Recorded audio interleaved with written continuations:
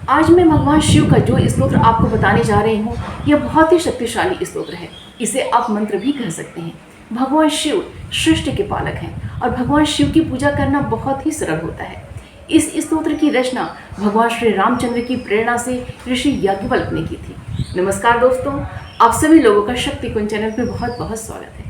आज मैं भगवान शिव की जिस शक्तिशाली स्तोत्र की बात कर रही हूँ उसका नाम है शिव रक्षा स्तोत्र।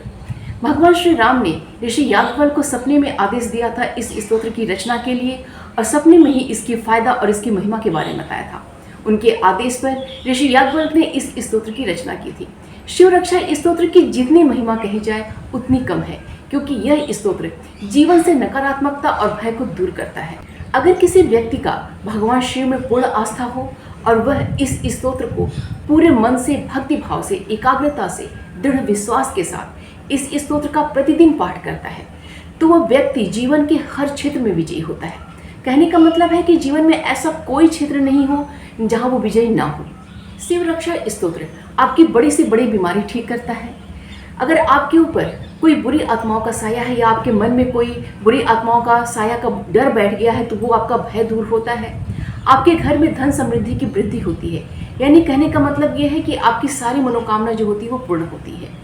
यह स्तोत्र आपके जीवन में हर तरीके से आपकी रक्षा करता है। बस जरूरत होती है कि इस स्तोत्र को आप पूरी विश्वास, दृढ़ता, एकाग्रता और भक्ति भाव से इसका पाठ करने का। शिव रक्षा स्तोत्र को प्राण रक्षा स्तोत्र भी कहते हैं। आइए जानते हैं कि इस स्तोत्र का पाठ हम किस समय से शुरू करें कि यह हमारे लिए ज़्यादा प्रभावशाली हो। सावन के महीने से अगर इस स्तोत्र की शुरुआत की जाती है तो यह बहुत ही प्रभावशाली और बहुत ही अच्छा माना जाता है। सावन का पहला दिन, जिसे हम प्रतिपदा तिथि कहते हैं, उस दिन से हमें इसकी शुरुआत कर देनी चाहिए और प्रतिदिन इसका हमें 5 पाठ करना चाहिए।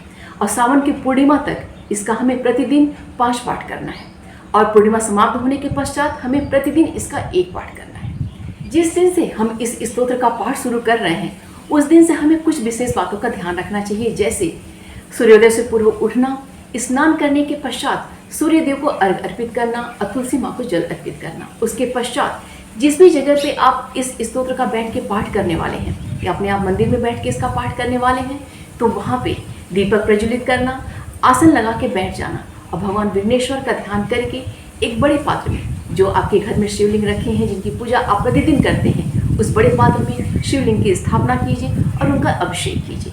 अभिषेक उनका हमें किस किस चीज़ों से करना चाहिए?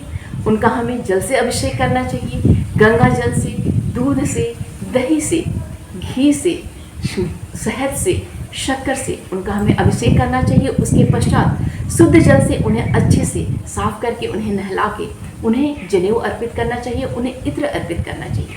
उसके पश्चात उन्हें भस्म अर्पित करना चाहिए, उन्हें अक्षत और काला तिल उन्हें अर्पित करना चाहिए। उसके पश्चात ये सावन का मौसम है तो हमें बहुत कुछ आसानी से उपलब्ध हो जाता है। हमें बेलपत्र और शमी पत्र चढ़ाना कभी नहीं भूलना चाहिए।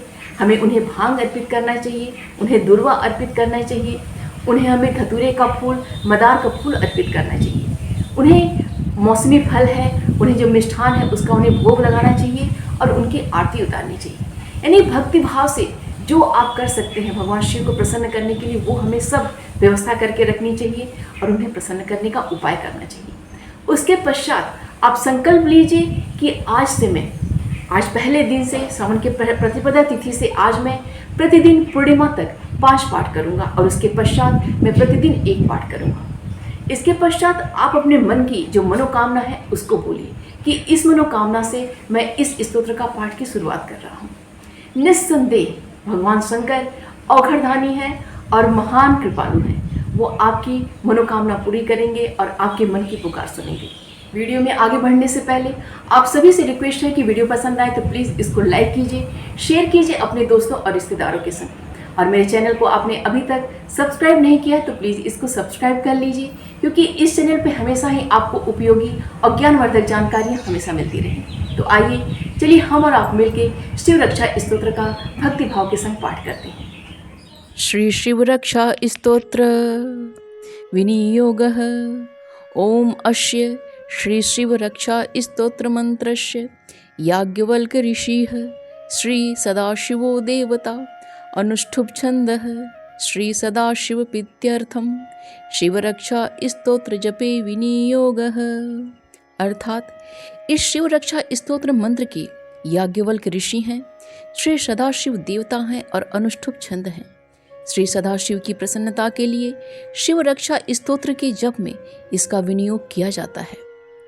चरितं देवदेवस्य महादेवस्य पावनम् अपारं परमोदारं चतुर्वर्गस्य साधनं गौरीविनायकोपेतं पञ्चवक्त्रं त्रिनेत्रकं शिवं ध्यात्वा दशभुजं शिवरक्षां पठेन्नरः गंगाधरः शिरः पातु भालम् अर्धेन्दुशेखरः नयने मदनध्वंसी कर्णो सर्पविभूषणः घ्राणं पातु पुरारार्तिर्मुखं पातु जगत्पतिः जिह्वां वागीश्वरः पातु कन्धरां श्रुतिकन्धरः श्रीकण्ठः पातु मे कण्ठं स्कन्धो विश्वधुरन्धरः भुजो भूभारसंहर्ता करौ पातु पिनाकधृक्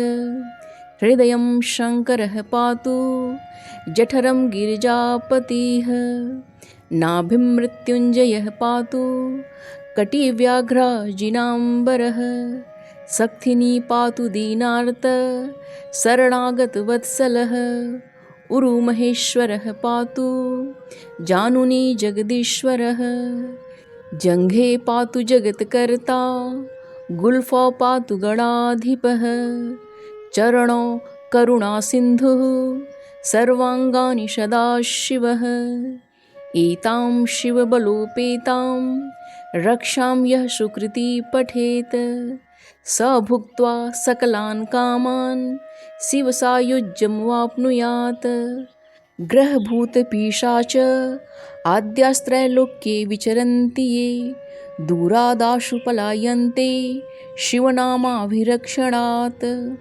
अभयङ्करनामेदं कवचं पार्वतीपतेः भक्त्या बिभर्ति यः कण्ठे तस्य वश्यं जगत्त्रयम् इमां नारायणः स्वप्ने शिवरक्षां यथादिशत् प्रातरुत्थाय योगीन्द्रो याज्ञवल्क्यस्तथा लिखत् इति श्रीयाज्ञवल्क्यप्रोक्तं शिवरक्षा स्तोत्रं सम्पूर्णम्।